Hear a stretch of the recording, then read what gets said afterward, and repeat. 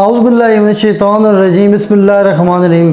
पहले ज़माने में लाशों को किस तरह दफन किया जाता था, वो अपनी लाशों के साथ क्या करते थे कि हज़ारों साल गुजरने के बावजूद भी लाशें आज तक महफूज हैं। मिस्र की तारीख में कल 30 फ़रौन गुजरे हैं, जिनमें से बाद ऐसे नेक और साले थे और बाद वक्त के बदवक्त थे और दरिंदे सफ्त में लिखा गया।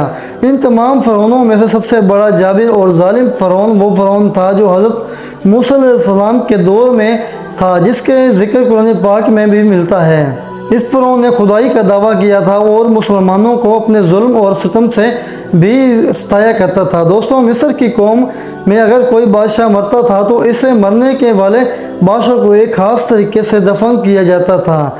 इस मरने वाले बादशाह की लाश को बनोर यानी एक ख़ास किस्म के मसाला लगाकर दफन किया जाता था, जिससे फ़रौनों की लाशें गलने और सड़ने से महफूज रहती थी। बादशाह की लाशों को बनोत करने के लिए सबसे पहले इसके जिस्म के तमाम अंदरूनी अज़ा बाहर निकाल दिए जाते थे, सिर्फ दिल और आँखों को छोड़ दिया जाता था। इसके बाद इसके जिस्म पर एक ख़ास किस्म का मसाला यानी नमक लगाकर 40 दिन के लिए रख दिया जाता था, ताकि इससे हर तरह की नमी दूर हो जाए। 40 दिन के बाद जब इस जिस्म को खुशबूदार तेल और फूलों से हासिल शुदा अर्कियात लगाया जाता था।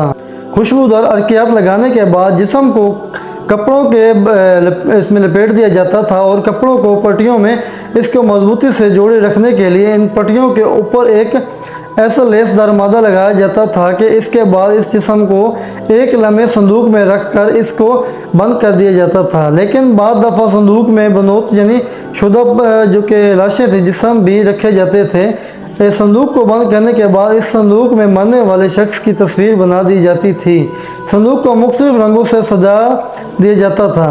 मिस्र के लोग अपने मरने वाले बादशाहों की लाशों के एक ख़ास कमरे में दफन करते थे। यहाँ तक कि बादशाहों को ज़िंदगी में इस्तेमाल होने वाला सारा सामान इसके मकबरे में दफन कर दिया जाता था और इसके साथ साथ इस मरने वाले बादशाह की ज़िंदगी के तमाम तर हालात और इसके कमरे की दीवारों पर एक तस्वीर सूरत में एक लिखा दिया जाता था कि यह सब कुछ मिस्र की कौम इस वजह से थी कि जो कि करती थी कि अकीदा था कि मरने वाले लोग दोबारा इस दुनिया में आएंगे। और दोस्तों, आपको ये बताना चाहेंगे कि मिस्र के सिर्फ़ और सिर्फ बादशाहों की लाशों को भी बनोत नहीं किया जाता था, बल्कि बहुत सारे ऐसे अमीर लोग भी अपने प्यारों को लाशों को बनोत करवाते थे। दोस्तों, इस काम को सर अंजाम देने के लिए मखसूस लोग तैयार किए जाते थे, जिनकी बनोत की लाशों को हज़ारों साल गुजरने के बाद भी आज के मिस्र के अजीब घर में महफूज हैं।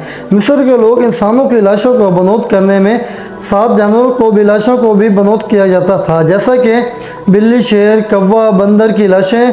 दोस्तों, हम उम्मीद करते हैं कि आपको हमारी ये वीडियो अच्छी लगी होगी। अगर आपको हमारी ये वीडियो अच्छी लगी हो तो मिस्र के मुतालिक और भी जानना चाहते हैं तो हमें कमेंट सेक्शन में बता सकते हैं। और हमारे पेज को लाइक करें, हमारे चैनल को सब्सक्राइब करें और हमारी वीडियो को लाइक करें, क्योंकि आपकी एक लाइक जो हमारे बहुत बड़े मोटिवेशन मिलती है। दोस्तों, अपने और अपने प्यारों का ख़ास ख्याल रखा कीजिए। हमें दीजिए इजाज़त। अल्लाह हाफिज़।